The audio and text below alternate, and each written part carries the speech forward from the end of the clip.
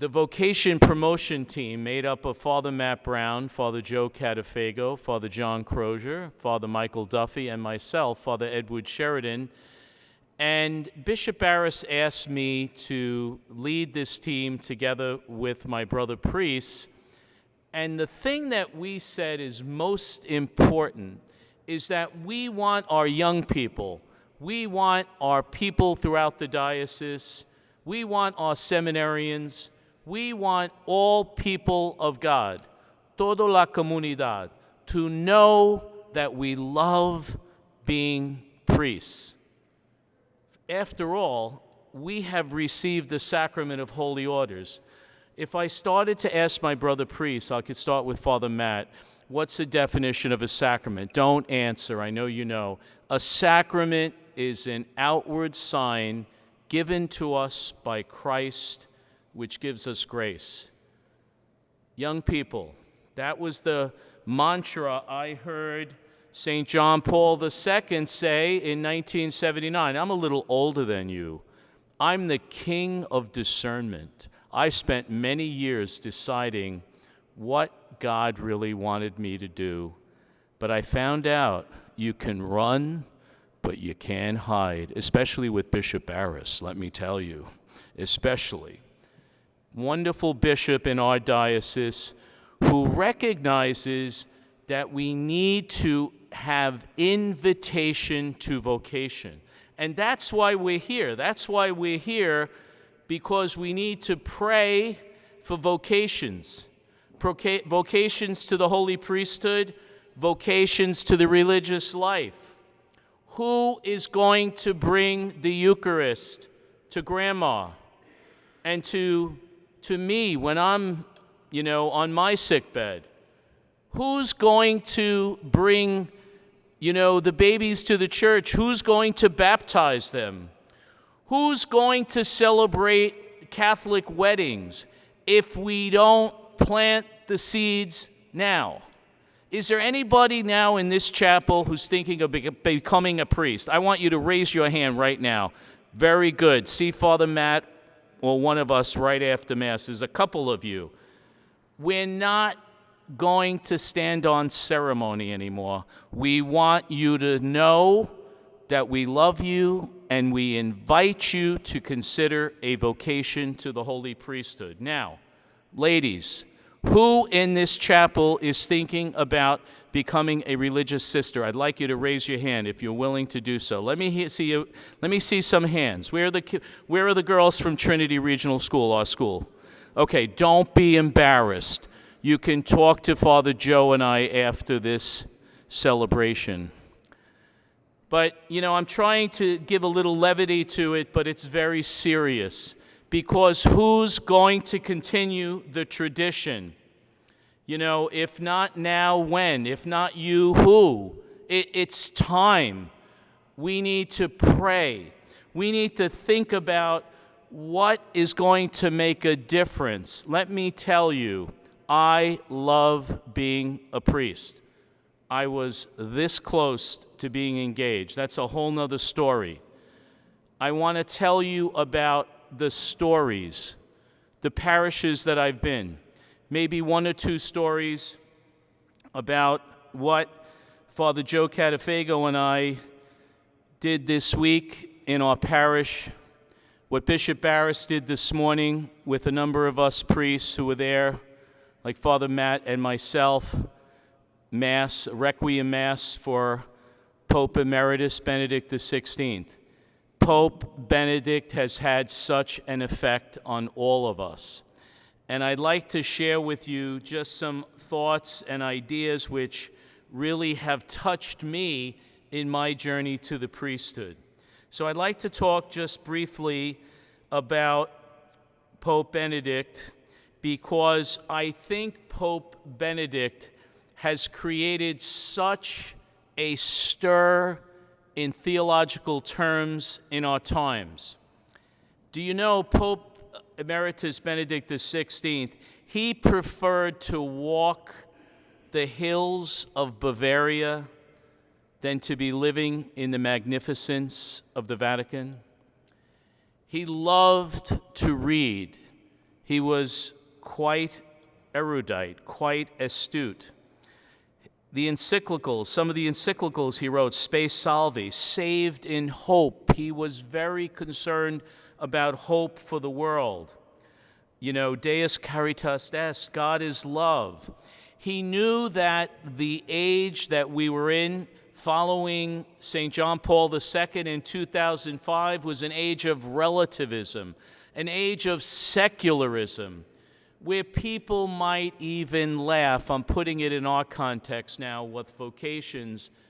Why would these young men, why would Greg and Patrick and Robert, and Kevin and Dylan, why would they think of even studying for the priesthood? Why? Because they have been called by God, hopefully. We need to pray for them.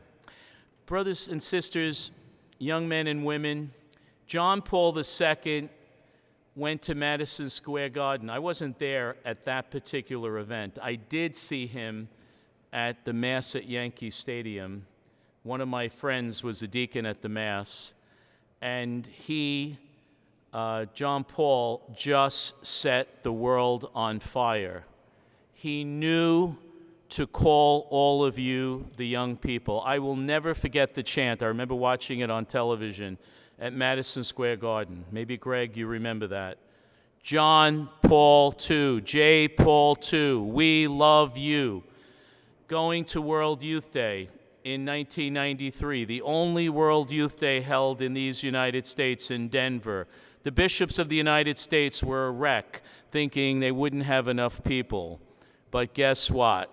They came, and love happened.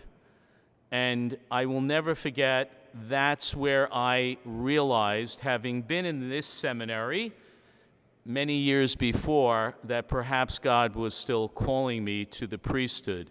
The theme of that World Youth Day was, I have come so that you might have life and have it to the full.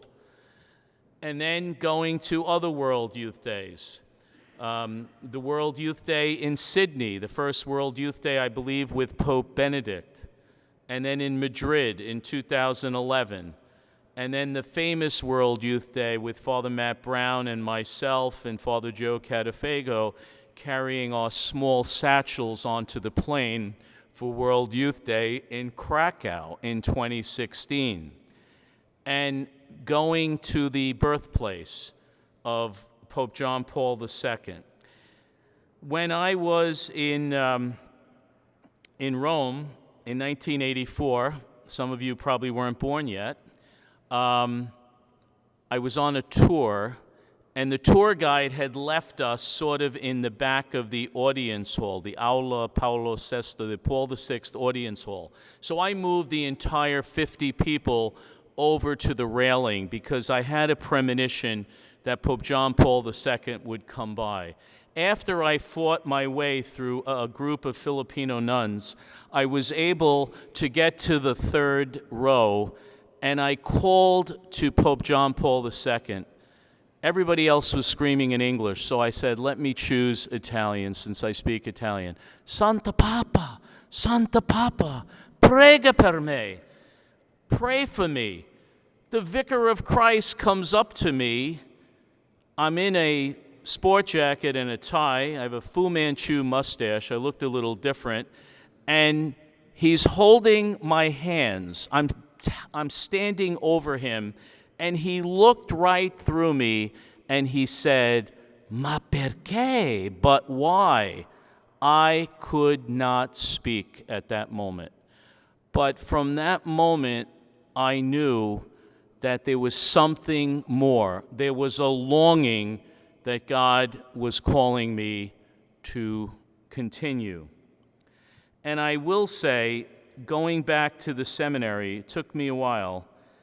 I went back in 2005, and I will never forget coming out of this chapel at Holy Mass, and then Father Henning yelling out to all of us, maybe it was 40 or so seminarians, "There's white smoke, there's white smoke." So we went into the refectory, the dining room, got our lunch, and then we all herded into the faculty lounge and watched the unveiling of the successor of Peter. And it was Joseph Ratzinger, Bishop Emeritus now, who has gone to the house of the Lord, Pope Benedict.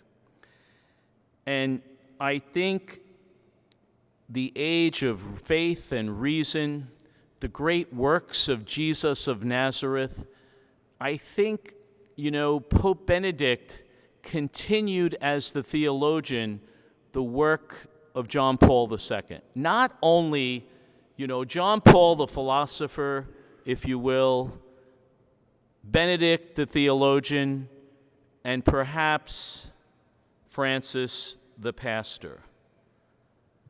And in each of their ways, they have tried to get the course of the church to recognize the need for prayer.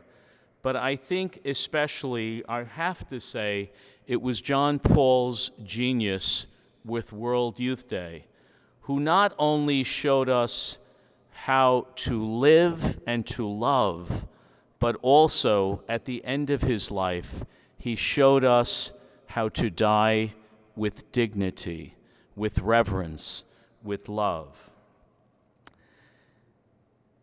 When I was a newly ordained priest, I had been at St. Mary's in Manhasset as a transitional deacon, and I then went to St. Catherine of Siena in Franklin Square.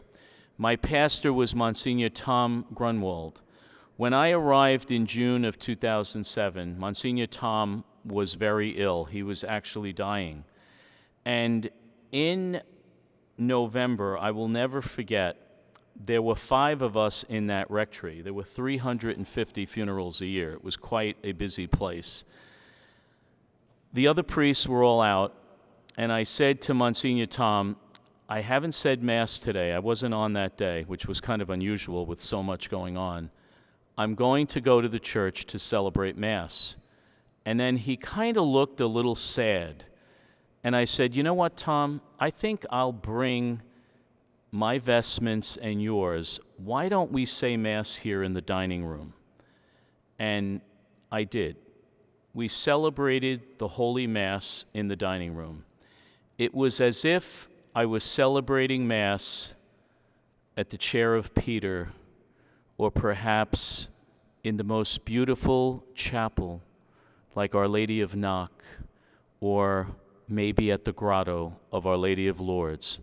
I will never forget that experience and the privilege of being a Catholic priest with my brother priest that night. I learned something which I have carried with me in these 16 years, the privilege and the honor of being able to celebrate the sacraments, in particular, the Holy Eucharist.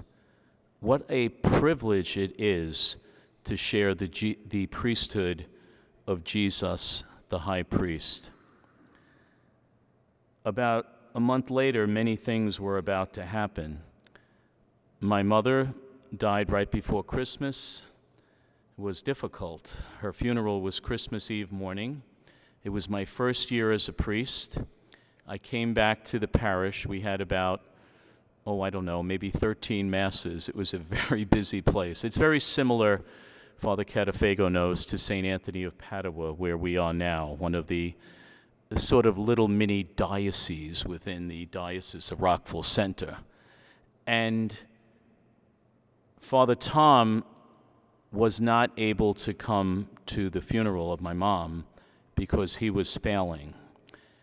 In January, he went into the hospital, and Bishop Murphy made me the administrator of the parish. I'm 6 months a priest, but he knew I had a lot of life experience. And it was a great burden, but God provides. God provides. And I can't say that there's ever been a time when I've thought, why did I do this? I did it because God called me. God calls us, but we also must respond. How do we respond? We respond in prayer. We respond in fraternity together with my brother priests. We respond in solitude. You know what I love most? Early in the morning, before the 6:45 Mass, or right after, when there might just be one or two people or no one in the church, and just being mano a mano in front of Jesus Christ in the Blessed Sacrament. Those are the moments that renew us as priests. I've had a lot of different positions in this diocese: administrators, pastor of St. Rosalie's, pastor of St. Anthony of Padua, dean of the East End, vicar of the Eastern Vicariate, vicar for clergy, but nothing rivals being a parish priest. I love being a priest. I love being called to hospice. We get hospice calls maybe 5-6 times a week. I love doing a wake service. I love offering confessions at the wake. I love being the moment of the healing mercy of a God who loves us. I love celebrating the sacrament of matrimony. I love explaining the difference at a funeral of intercessory prayer. We pray through the saints. We only pray directly to God. I love being a priest. I invite you to consider being a priest, but don't wait. Do something about it. And that also goes for women and male religious as sisters and brothers. Obviously, we need holy marriages. We need good, holy Catholic families. And from those families will also come religious vocations. If not now, when? If not you, who? Pray. Pray hard. Pray often. Pray.